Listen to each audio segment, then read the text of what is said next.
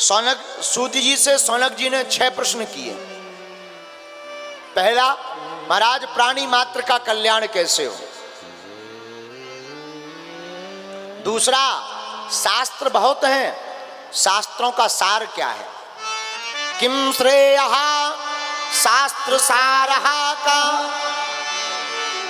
स्वावतार प्रयोजनम किम कर्म के अवतारश्च धर्मः कम शरणं गतः। 6 प्रश्न हैं। पहला, प्राणियों का कल्याण कैसे हो। दूसरा, महाराज शास्त्र बहुत हैं लेकिन शास्त्रों का सार क्या है। तीसरा, यदि भगवान सर्वसमर्थ हैं, जगदीश्वर हैं, तो भगवान अवतार क्यों लेते हैं, क्या जरूरत है अवतार लेने। चौथा, यदि भगवान ने अवतार लिए भी हैं तो कितने अवतार भगवान के हुए इस धरती पर। पांचवा, जीवन का परम लक्ष्य क्या है। और छठवां, जब अगर भगवान धर्म की स्थापना के लिए आते हैं तो जब भगवान लीला पूरी करके चले जाते हैं तो धर्म किसकी शरण में जाता है। आहा, प्रश्न बहुत अच्छे हैं। इसी प्रश्नों के व्यापक उत्तर ही भागवत है। पहला प्रश्न क्या है, किम श्रेयः, प्राणी मात्र का कल्याण कैसे होगा। भैया, प्राणियों का कल्याण भगवान के भजन से होगा। आहा। दूसरा, महाराज शास्त्र बहुत है, कहा शास्त्र सारः, शास्त्र सारः कहा, शास्त्रों का सार क्या है। अब भाई कोई अपनी अपनी मति से कोई बात और बोले तो बात अलग है। हमारी छोटी सी मति कहती है शास्त्रों का सार तो भगवान का भजन ही है। कुछ भी कहें शास्त्र, घुमाएं फिराएं, बातें लंबी लंबी दें, लेकिन अंत में शास्त्र यही कहना चाहते भगवान का भजन ही सार है, बाकी सब बेकार है। तीसरा, भगवान का अवतार का प्रयोजन क्या है, भगवान क्यों आते हैं। अब ये इसका उत्तर हम नहीं दे सकते, भगवान से ही पूछो, प्रभु आप क्यों आते हो। भगवान ने बड़ा अच्छा उत्तर दिया। क्या आप रावण को मारने आते, नहीं। क्या आप कंस को मारने आते, नहीं।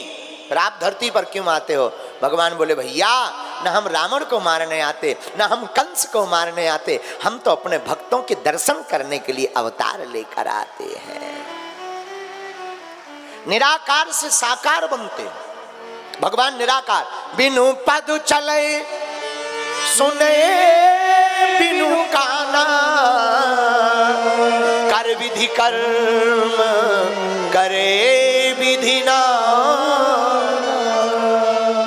आनन रहित सकल रस भोगी, बिनु बानी बकता बड़ जोगी।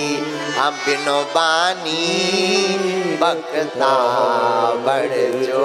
राम जी है कैसे, तन बिनु परस, रामचरितमानस की चौपाइयां, तन बिनु परस नयन बिनु देखा, तन बिनु परसो नयन बिनु देखा, ग्रह घ्राने बिनु बास असेखा, ग्रह घ्राण।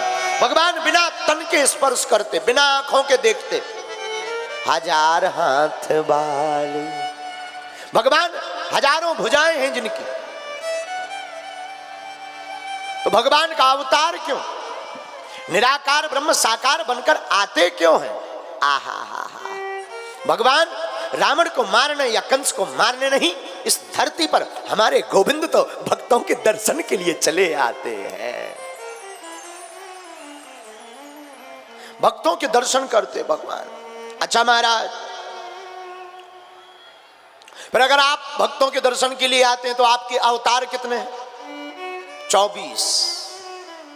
25वां कलयुग में होने वाला है, कल की अवतार।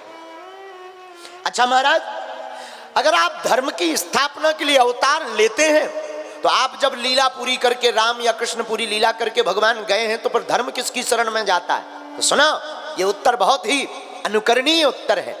जब भगवान इस धरती से चले जाते हैं, तब धर्म ब्राह्मण और संतों की शरण में जाकर के अपनी रक्षा करता है। पूज्य श्री श्रद्धेय धर्म रतन शांति दूत पूज्य हमारे ज्येष्ठ भ्राता श्री ठाकुर जी पधार गए हैं इस कथा में, और आज मानो श्री धाम वृंदावन ही चल करके आ गया हो। हमें पूज्य मलुक पीठ वाले महाराज जी ने एक कथा बताई थी, एक बात बताई थी, वो बहुत ही आपको देख करके याद आ जाती है। पूज्य श्री मलुक पीठ वाले महाराज जी कहते थे, वृंदावन के कोई भी एक ब्रजवासी तुम्हें स्वीकार कर ले, या किसी भी ब्रजवासी तुमसे नाता जोड़ ले, तो ये मान लेना साक्षात श्री ठाकुर जी ने तुमको स्वीकार कर लिया है। ये पूज्य महाराज जी की वाणी। तो हम तो हमारे जीवन में वैसे तो हम 6 भाई हैं, उन भाइयों में बड़े भाई हमारे ये हैं, और केवल वाणी में नहीं, मंच तक नहीं, हृदय से भी डांटने का अधिकार, डांट भी देते, समझा भी देते, लाड़ भी बहुत करते, प्यार भी बहुत करते, दुलार भी बहुत करते। सच बताएं, हम बहुत भाग्यशाली हैं, आपके जैसा जो बड़ा भाई हमको प्राप्त हुआ है। श्री प्रियाकांत जो सरकार की और श्री बागेश्वर बालाजी, हम व्यासपीठ पर बैठकर यही प्रार्थना करते, काऊ की नजर ना लगे, और जो नजर लगावे वाला है उनकी ठटरी बरे है। हाँ, तो शास्त्रों का सार क्या है, सुनना किसको चाहिए? धर्मः कम शरणम गता, धर्म किसकी शरण में जाता है? इन सब का सार श्री सूत जी कहते, भैया धर्म अंत में जब भगवान लीला करके पूर्ण करके चले जाते हैं, तो ब्राह्मण और संतों की शरण में ही धर्म जाता है। इसलिए ब्राह्मणों का और संतों का धर्म है धर्म की रक्षा करना, इनका भी एक धर्म है धर्म की रक्षा करना। इसलिए आचार्यों को हमेशा त्रिकाल संध्या करनी चाहिए ब्राह्मणों को, और 3 काल नहीं तो 1 काल कर ही लो भाई। 3 काल नहीं हो पा रहा तो 1 ही काल हो जाए। लेकिन कई लोग ऐसे होते हैं कि 1 काल तो ठीक है, ये सुबह ही की नहीं होती। एक बार एक मास्टर ने विद्यार्थियों से कहा, सुनो परोपकार करना चाहिए, परोपकार। विदिशा के 3 जने, चंगूलाल, मंगूलाल, बंगूलाल, तीनों बोले जो आज्ञा गुरुजी। परोपकार क्या कहलाता है गुरुजी? भूखे को भोजन, प्यासे को पानी, किसी दीनहीन की सहायता। 2-3 बात चंगूलाल, मंगूलाल, बंगूलाल, तीनों वापस आए। गुरुजी ने पूछा क्या परोपकार कराए? चंगूलाल, मंगूलाल, बंगूलाल बोले, थोड़ा हिल मिला करके डोले, थोड़े खिलखिला करके बोले, हाथ जोड़कर बोले, गुरुजी हम तीनों ही परोपकार करके आए हैं। वाह, क्या परोपकार किया बताओ? चंगूलाल बोला, एक बूढ़ी माता जी को हमने रोड पार करवाया। बहुत अच्छा है, अच्छी बात, करवाना चाहिए। दूसरे से पूछा तुमने क्या परोपकार किया? बोले हमने भी एक बूढ़ी, उन्हीं बूढ़ी माता जी को हमने भी पार कराया। गुरुजी ने सोचा 2-2, एक ही बूढ़ी माता जी को 2 लोगों ने पार क्यों कराया? हो सकता है सामान ज्यादा रहा होगा, 2-2 लोगों ने। तीसरे से पूछा तुमने क्या परोपकार किया? बोले हमने भी इन्हीं बूढ़ी माता जी को पार किया, रोड पार। गुरुजी का दिमाग करा, आश्चर्य की बात, 3 लोग एक ही वृद्ध माता जी को रोड पार कैसे? तो चंगूलाल बोला गुरुजी दरअसल वो रोड पार करना ही नहीं चाह रही थी, हमने जबरदस्ती कराया। वो तो मना कर रही थी कि हमें नहीं पार करना है, लेकिन हम लोग कर रहे थे कि हमको तो परोपकार करना है, तुम्हें जरूर नहीं पार होना है, लेकिन हम लोगों को तो परोपकार करना है, चलो।